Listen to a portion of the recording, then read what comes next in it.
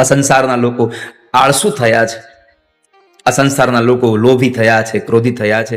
ત્રણ વસ્તુ કેવલ તમને પ્રભુની કૃપાથી મળે છે. એક માણસનો અવતાર ભગવાનની કૃપાથી મળે, આવી કથા સાંભળવાની જિજ્ઞાસા તમને પ્રભુની કૃપાથી પ્રાપ્ત થાય, અને આવી જિજ્ઞાસાઓ જાગ્યા પછી તમને આવી કથા મળે ને, કોઈ સારા સંતનો તમને સંગ થાય તો સમજવું પ્રભુએ મારા પર કૃપા કરી, એટલા બધું મળ્યું છે મને. માણસનો અવતાર, સત્સંગની તરસ અને સાધુનો સંગ આ પ્રભુની કૃપાથી મળે છે. પણ લોકો શું કહેતા હોય છે, અમારે તો ભગવાને બહુ કૃપા કરીને હારો બંગલો થઈ ગયો, અમારે ભગવાને બહુ કૃપા કરી, અમારા દીકરાને નોકરી મળી ગઈ, અમારે ભગવાનની એટલી કૃપા થઈ, અમારા દીકરાને હારી વહુ મળી ગઈ, અમારો ધંધો હરખો હાલવા માંડ્યો. આ બધી જ વાતમાં આપણે કહેતા હોય છે ભગવાનની કૃપા, ભગવાનની કૃપા. પણ મારે તમને એટલું કહેવું છે વાલા ભક્તો, તમારો મોટો બંગલો થઈ જાય, દીકરાના લગ્ન થઈ જાય, દીકરાનો ધંધો જામી જાય, આ ભગવાનની કૃપા નથી. તમને સત્સંગ મળે એ પ્રભુની કૃપા છે. તમે આવી કથામાં જઈ શકો એ પ્રભુની કૃપા છે. તમને એક ક્ષણ માટે પણ ભગવાનનું નામ યાદ આવી જાય તો સમજો પ્રભુએ કૃપા કરી છે. કથા સાંભળો અને પછી તમારું ચિત્ત જો લાગે એમાં, પછી પ્રભુની કથા વગર રહી ન શકાય. જેમ ઓલા બીડી પીવા વાળાને કેમ બીડી પીધા વગર ન રહી શકે, ગમે એટલા વચ્ચે બેઠા હોય. જેને વ્યસન થઈ જાય એ પીધા વગર રહી ન શકે. આમાં કેટલા એવા લોકો હશે જે બીડી પીતા હશે, નક્કી કર્યું હોય કથામાં બેસી જાવ નથી પીવી, પણ 1 કલાક જાય તે ઓલી ખીચામાં બીડી મંડે હળવળ કરવા, અને એની તાકાત તો જુઓ. 3 ઇંચની બીડી તમારા ખીચામાં પડી હોય અને 1 કલાક પછી એને ઈચ્છા થાય કે હવે આને બહાર લઈ જવો છે, એ એટલી ધમ પછાડા કરે કે 5 ફૂટના માણસને ઊભો કરીને છેક બહાર લઈ જાય. હવે તું મને પી કે ધીમે. જે માણસ વ્યસન કરે છે એ માણસ જ હેરાન થાય છે એવું નથી. વ્યસન કરનારો માણસ જ્યારે બીમાર પડે ત્યારે આખો પરિવાર હેરાન થઈ જાય છે એનો.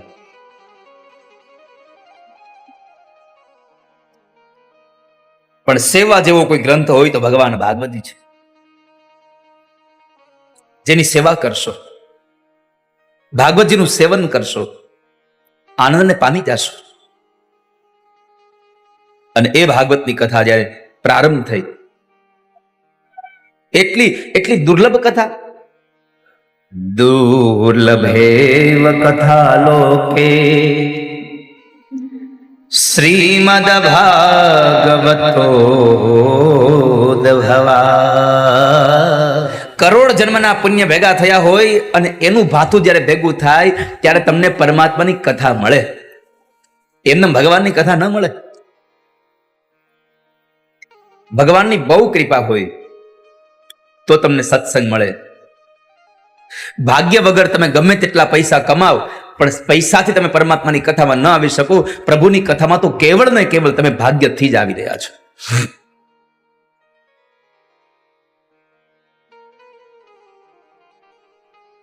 અને એ ભાગવતની કથા જ્યારે પ્રારંભ થઈ, ગંગાના કિનારેથી શબ્દોનો પ્રવાહ નીકળ્યો, યમુનાના કિનારે પહોંચે છે. અને યમુનાના કિનારે શબ્દો જ્યારે જ્ઞાન અને વૈરાગ્યના કાનમાં ગયા, બંને જણા જાગ્યા છે, વૃદ્ધ થયા હતા, જાગ્યા, યમુના જળમાં સ્નાન કર્યું, ફરી પાછા તરુણ બન્યા. અને તરુણ બની અને પોતાની માં ભક્તિ મહારાણી સાથે હજારો એવી સ્ત્રીઓ જે નદીઓના રૂપમાં હતી, જે નદીઓ હતી એ સ્ત્રીઓના રૂપની અંદર આવે છે. તીર્થના જે દેવતાઓ છે પુરુષના રૂપની અંદર ભક્તિ મહારાણી સાથે આવે છે.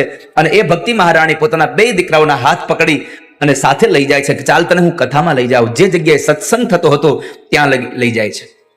જ્યારે ઘરેથી નીકળે અને કથામાં જાય ત્યારે શું કરવું જોઈએ એનું આપણને અહીંયા ઉપદેશ આપ્યો છે કે આપણે ઘરેથી નીકળીએ અને કથામાં જતા હોઈએ ત્યારે બીજી ત્રીજી વાતો કરતા કરતા ન જવું જોઈએ. ભગવાનની ધૂન કીર્તન કરતા કરતા જવું જોઈએ. ભગવાનના નામનું સ્મરણ કરતા કરતા કથામાં જવું જોઈએ. જ્ઞાન અને વૈરાગ્યને લઈને આવેલા ભક્તિ મહારાણીને સનત કુમારોએ પ્રશ્ન કર્યો, તમે કોણ છો, ક્યાંથી આવો છો, શું કામ આવ્યા છો, તમારું અહીં આવવાનું પ્રયોજન શું છે? તો ભક્તિ મહારાણી પોતે બોલ્યા છે. ભક્તિ મહારાણીએ જવાબ આપ્યો કે હે સનત કુમારો,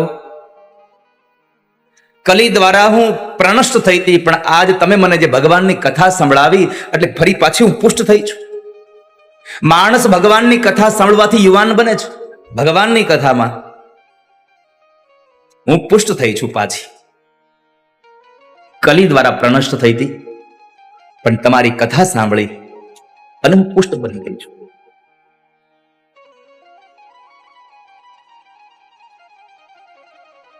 ભક્તિ મહારાણીએ સૌ ભક્તોના મનની અંદર પોતે સ્થાન પ્રાપ્ત કર્યું અને બધા બેઠા છે. આ કથા એ સૌને પવિત્ર બનાવનારી કથા છે. અને ત્યારે સૌનો કોઈ પ્રશ્ન કર્યો, બાપજી તમે કહેતા હતા કે કથા બધાને પવિત્ર કરનારી છે, તો અમારો પ્રશ્ન એ છે કે આ કથા કોને કોને પવિત્ર કરે છે? બાપજી અમને બતાવો ને આ કથા કોને પવિત્ર કરે છે? કોઈ એવો પાપી ખરો? તમે કહેતા હતા કે પાપીમાં પાપી માણસ પણ કથાને સાંભળે તો મુક્ત થઈ જાય છે.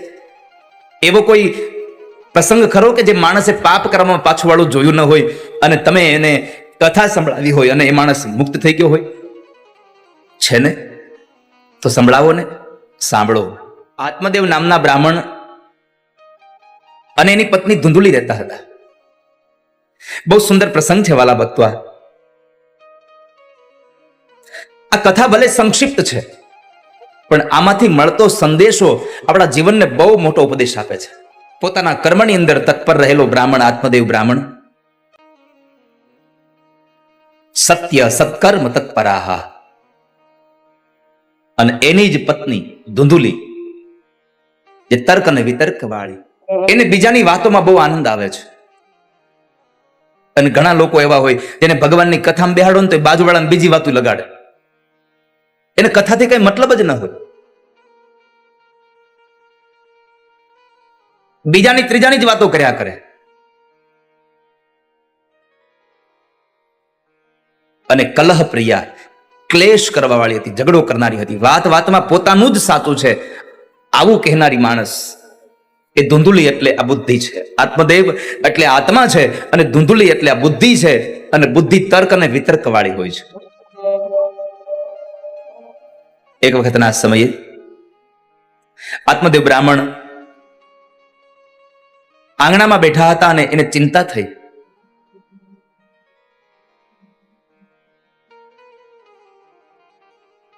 કે મારે સંતાન નથી.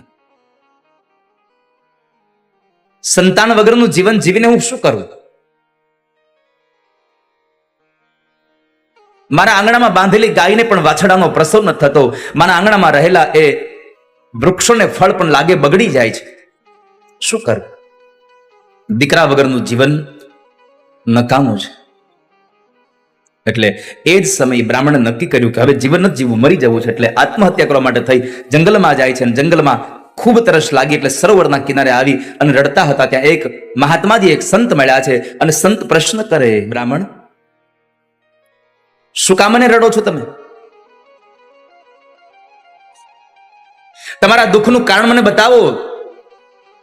સ્વસ્ય દુઃખસ્ય કારણમ. શું થયું તમને? શા માટે તમારે મરી જવું છે? મહારાજ, મારે સંસારમાં સંતાન નથી, મારે દીકરો નથી, અને દીકરા વગરનું જીવન જીવીને હું શું કરું?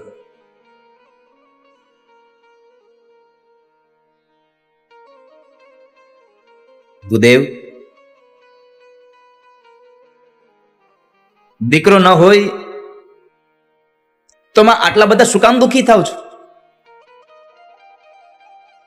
એટલે બ્રાહ્મણ, આત્મદેવ બ્રાહ્મણ કહે છે કે મહારાજ, તમે સંસારી નથી, તમે સંન્યાસી છો.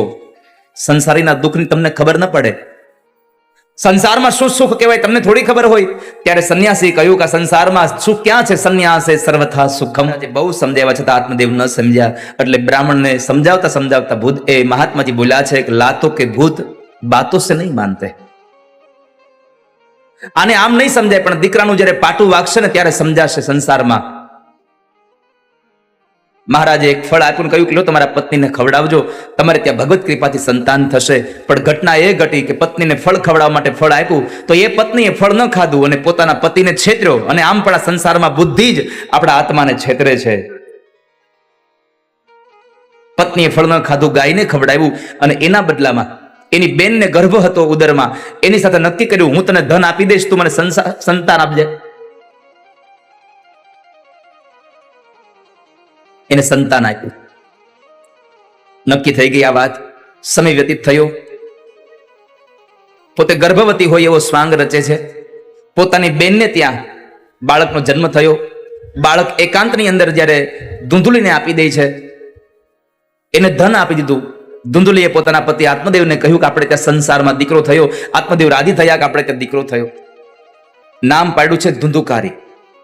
ધૂંધુલીનો દીકરો એટલે ધુંધુકારી નામ પાડ્યું. સમય વ્યતીત થયો, 3 મહિનાનો સમય ગયો.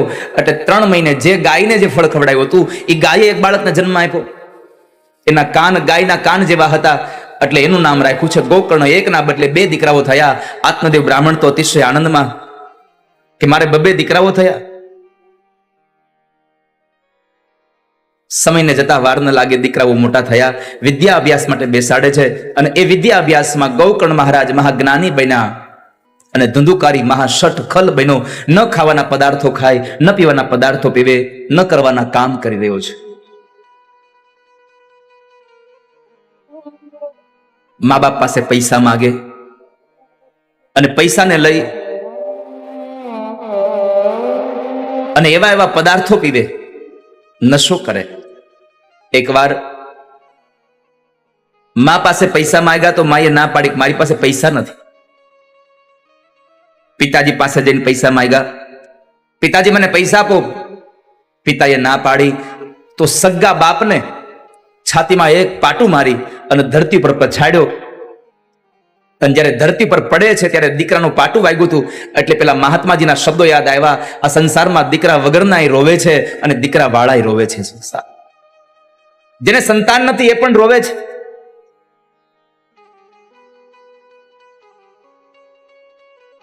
આજે સમજાઈ ગયું આ દુનિયામાં કોઈ કોઈનું નથી. આ સંસારમાં કોણ આપણા સગા છે? ભગવાન સિવાય કોઈ સગું નથી. સગા સગા સૌ શું કરો, સગા બાળી પાછા વળ્યા, સાચા સગા જંગલના લાકડા ભેગા આવી બળ્યા. આપણે કહેતા હોય છે અમારા સગા છે, સગા છે, પણ વાલા ભક્તો, આ સંસારમાં આપણું સગું કોઈ નથી. જંગલના લાકડા છે જે આપણી ભેગા બળે છે. બાકી જેને આપણા કહીએ છીએ એ તો આપણને બાળવા વાળા છે, આપણને બાળી નાખે છે.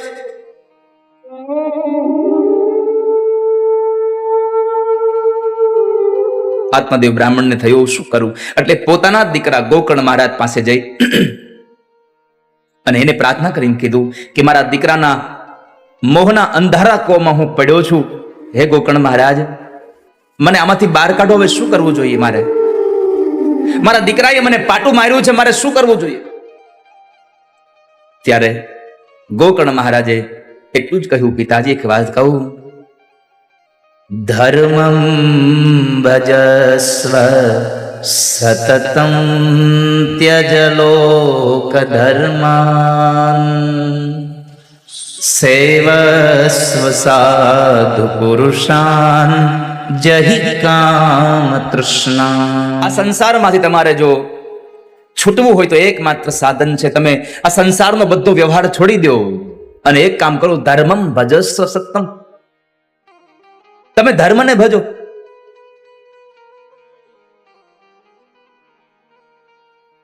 ધર્મ એ જ આપણું મૂળ સાધન છે.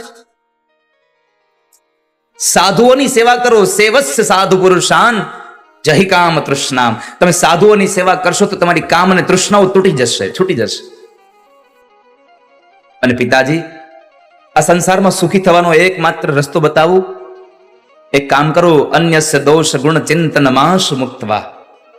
આ સંસારમાં સુખી થવું હોય ને વાલા વડીલો, તો એકમાત્ર સાધન છે, ન કોઈના દોષ જુઓ, ન કોઈના ગુણ જુઓ. બસ તમે તમારા જ દોષ જુઓ, તમે તમારા જ ગુણને જુઓ. અન્યસ્ય દોષ ગુણ ચિંતન માશ મુક્તવા. અને એક વાત, સેવા કથા રસમહો નિતરામ પિબત્વમ. તમે નિત્ય ભગવાનની કથા સાંભળો, તમે નિત્ય ઠાકોરજીની કથાને સાંભળતા. દીકરાના 2 વચનને લઈ આત્મદેવ બ્રાહ્મણ ઘરમાંથી નીકળી અને તીર્થ ક્ષેત્રમાં જઈ પ્રભુનું ભજન કરવા માટે નીકળી જાય છે. પરમાત્માના ભજન માટે જ્યારે જાય છે, આ બાજુ દીકરાએ પોતાની માતા પાસે સંપત્તિની માગણી કરી કે માં મને પૈસા આપ. જ્યારે માં ના પાડે છે કે મારી પાસે પૈસા નથી, તો માને પણ મારવા દોડે છે. માએ નક્કી કર્યું કે હવે મારે પણ નીકળી જવું છે, પણ નીકળી શકતા નથી. કેમ કે દીકરો જવા ન દેતો. સળગતા ઉબાડિયાઓ લઈને મારવા આવે છે. એમાં એક વખતના સમયે ધુંધુકારીએ ન ખાવાના પદાર્થો ખાય, ન પીવાનો પદાર્થ, નશો કરી અને બેભાન અવસ્થા જેવી અવસ્થામાં પડ્યો હતો. તો રાત્રિના સમયે ધુંધુકારીને છોડી અને ધુંધુલી નીકળી જાય છે. જંગલમાં ચાલતી ગઈ, ખબર ન રહી, અંધારો કૂવો આવ્યો, એમાં પડી જાય છે, મૃત્યુ પામી. મા બાપ મરી ગયા, મા બાપ જતા રહ્યા, તો કોઈ એને કહેવા વાળું હતું નહીં. એટલે સ્વતંત્રતા હતી એ સ્વચ્છંદતામાં બદલાઈ ગઈ. આ સંસારમાં આપણને કોઈ રોકટોક વાળું ન હોય ને, ત્યારે આપણે અધોગતિના માર્ગે હોતે વ્યા જઈએ. આ સંસારમાં મા બાપ આપણને જયારે રોકે ટોકે છે યુવાનો, ત્યારે યાદ રાખજો, એ મા બાપ આપણું અપમાન નથી કરતા, આપણું સ્વમાન વધારાવે છે. મા બાપ આપણને જયારે ક્યારેય ખીજાય છે ને, ત્યારે આપણને ટોકતા નથી. મા બાપ આપણું અપમાન નથી કરતા, આગળના સમયમાં આપણું સ્વમાન કેમ વધે એની તૈયારીઓ કરાવે છે. પણ અત્યારના યુવાનોને એમ થાય છે કે મારા બા બાપુજી મને હજી આટલો મોટો થયો તો ખીજાયા કરે છે. અરે વાલા યુવાન, યાદ રાખો, તમે બધા પાસે મોટા થઈ શકશો, પણ મા બાપ પાસે તમે એનાથી મોટા નહીં થઈ શકો ક્યારેય. મા બાપ તો આપણા વડીલ છે. આ સંસારનો મને એક બાપ એવો બતાવો જે પોતાના દીકરાને ખરાબ કરવા ઈચ્છતો હોય. આ સંસારની એક માં એવી બતાવો કે જે પોતાના સંતાનનું જયારે સારું ઈચ્છતી હોય.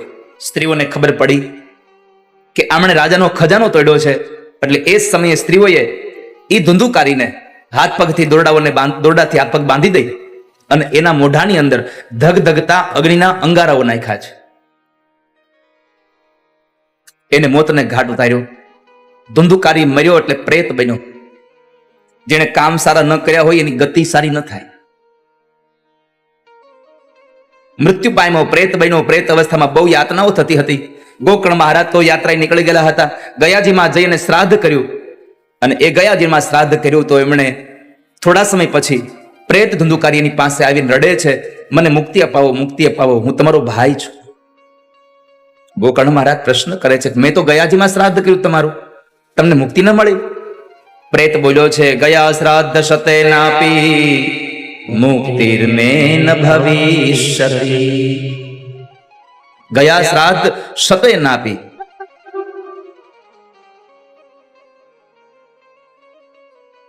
મને ગયાજીમાં 100 શ્રાદ્ધ કરો તો એ મુક્તિ મળે એમ નથી, મને મુક્તિ અપાવો.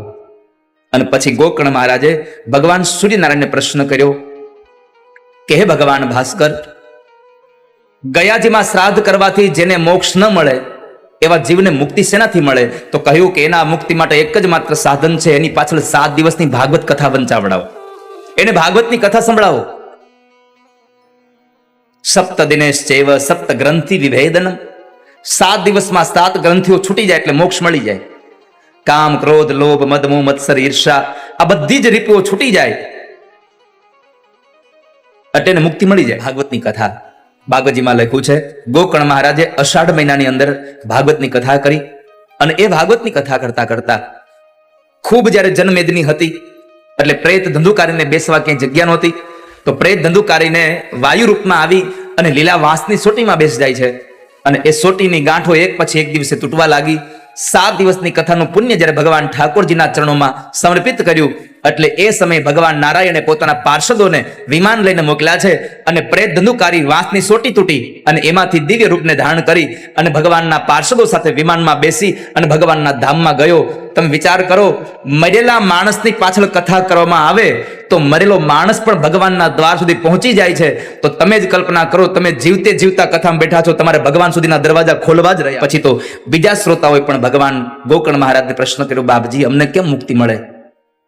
તો શ્રાવણ મહિનામાં બીજી વખત કથા કરી અને એ કથામાં ગોકર્ણ મહારાજને પણ દિવ્ય રૂપ ધારણ કરી અને ભગવાનની સાથે લઈ ગયા છે. આ પરમાત્માની કથા મરેલા માણસને મોક્ષ અપાવે એવી કથાઓ બતાવી.